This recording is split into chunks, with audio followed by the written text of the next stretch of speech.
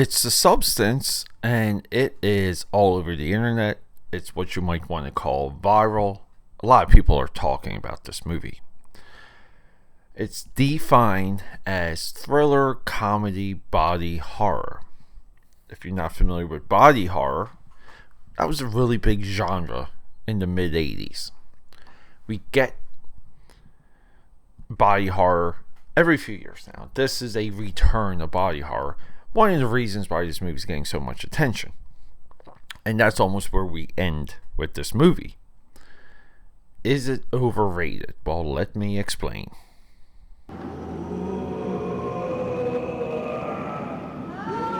It's October, and it's time for the 31 Days of Dread. This is where you get one horror movie a day for the entire month of October. That's how much we love horror. That's how much we love Halloween on the Film Buff Podcast. And here's the crazy thing. This is the longest running horror event in all of podcasting. So get ready. We're going to rock and roll. We're going to scare our socks off. And yes, we're going to be grabbing some candy. Maybe some cereal. Let's go. This movie kind of has a point, kind of doesn't. If you watch the trailer for this movie, you will assume that the characters are going to meet and end pursuing beauty. So you would be correct. I'm not even going to wait to spoil that. We also, I'm sorry, AKAPADers, we just don't give a crap about spoilers because we're here to discuss the movies. So we're going to get Demi Moore. And she's having a skid in her career, but we see that she is adulated. She is loved. She is a pure celebrity. We see this within the first couple minutes of this movie with the construction of her Hollywood star. Elizabeth Sparkle, I think is her name, which is somewhat of a porn name, stripper name. Before we go any further, I will say this. Demi Moore, in my opinion, and I'm saying going all the way back to when she was younger, she doesn't really pick bad projects, bad movies. You have to dig around and make an argument for what you would say is an unwatchable movie from Demi Moore. This is what makes her unique. In my view, this is what makes her important to filmmaking, cinema, Hollywood, and cinephiles. The substance stretches from a genre. Everyone will go to The Thing. They'll say The Thing, body horror, pinnacle body horror. My opinion, it's Videodrone, because there's imagery in Videodrone that is just far out. But a lot of the work too by David Cronenberg, who works body horror in to almost like everything he does in with some interpretation. But David Cronenberg seems to be the lord of body horror when it comes to film. There was a lot of this movie that reminds me of a film called The Iron Man, Tetsu the Iron Man. Feel free to look that up. So the whole point of this movie is that, absolute beauty kills absolutely, I guess. We have just like low-level ideas and tropes to where we're in the film industry and people are just flat out looking for hot girls and it's evil. Yeah, none of these people, too, meet a demise or an end, by the way. All of the absolute, Dennis Quaid, for example, all of the absolutely creepy executives run off scot-free. But we get Demi Moore, and she splits into, who is it? It's Margaret Qualley.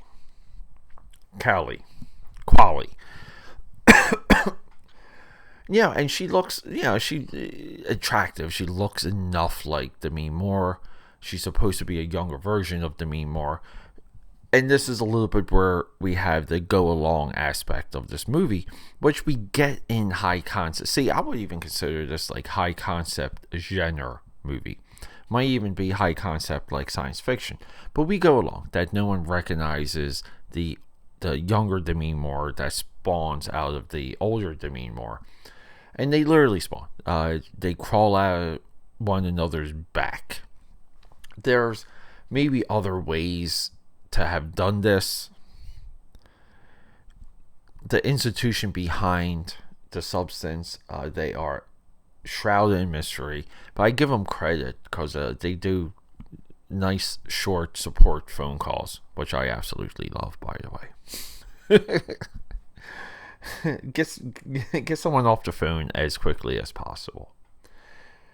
I will say my expectations were not corrupted going into this movie. I just wanted to sit down and be entertained. We speak about this, about being good audience members.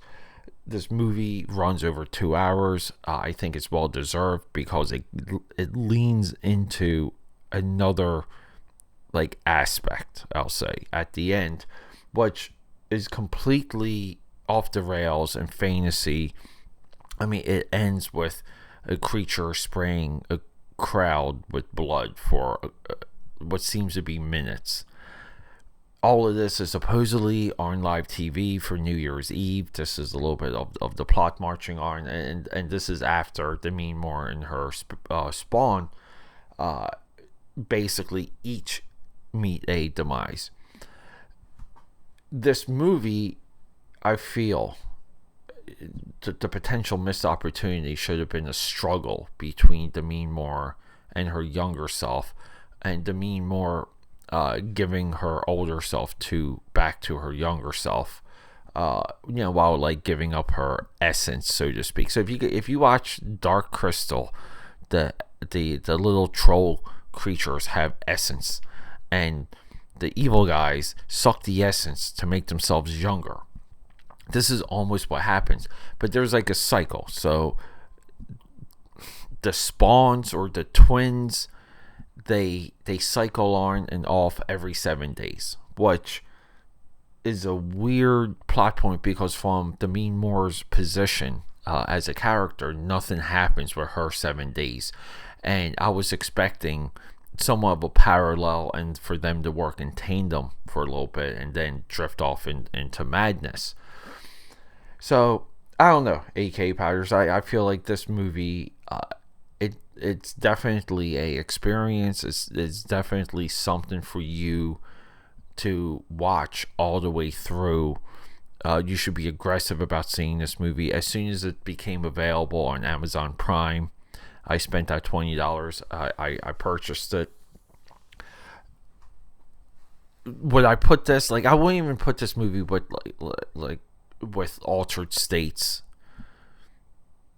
and some of that, but this is a commentary movie. I think the way how they shot the in-movie TV show called Pump It Up, that is absolutely artful and mesmerizing. I hate to say it, I would love more of that. I would love that envelope to get pushed. To me, that was almost more of the horror than the horror that we were given. This movie puts, ends with a point that's very clear, and you can't argue against it. It's a point, it's on the nose, literally, it's on the nose, and there you go. The end of this movie is this horrific experience happening, what you should believe to be on live television, and so the whole world sees this. So the whole world at this point would be aware of the substance.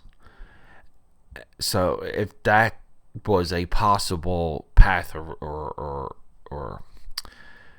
repercussion, right? You kind of want to say the manufacturers, the secretive organization that manufactures the substance, they would be a little bit smarter with distributing their product because now they're exposed. We get logical leaps. I will say, within the final moves of this movie, the final act, if you will, there's just not enough explanation. There's not enough reasoning. The absolute waste of Demi Moore and the focus on her younger self. Demi Moore as a character doesn't grow at all once she takes the substance. This is where there's a disconnect for the movie, but I do believe this is a cinematic experience. This is something to be watched with the lights out, with the sound up. This movie is a experience, and because of that, it is hard. Like this movie sticks with you. It levels with you, if you will. But is it the hype? I don't know. There's too much conversation around this. Maybe I should have waited. I do hope to bring this movie back to you guys, but for extending the 31 Days of Dread, right? We're just doing more. Yeah, I gotta bring you the substance. It's the horror viral movie that we got towards the end of October, so we gotta do it. AKA Patters, the film buff. Rock and roll. AKA Patters, thank you for joining me for another episode of the 31 Days of Dread. We have been dedicated to horror for a long time on this feed, on this podcast. If you guys want to know more about everything we do here, go to akapad.com. From there, you can navigate to the 31 Days of Dread. We have a dedicated landing page that goes through all the years of the 31 Days of Dread, and we also have a directory that jumps you to any movie that we've done. So you can just look up the movie by name, you can go to the directory, it's all alphabetical, and you can just explore. And that's the intent, and that's why we're so into the 31 Days of Dread, because no one's done this. No one has put this much time, this much thought and effort into American horror and international horror, and we love it.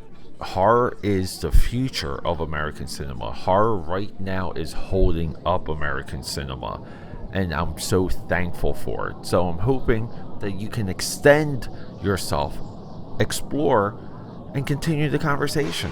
akapad.com. Thanks, guys.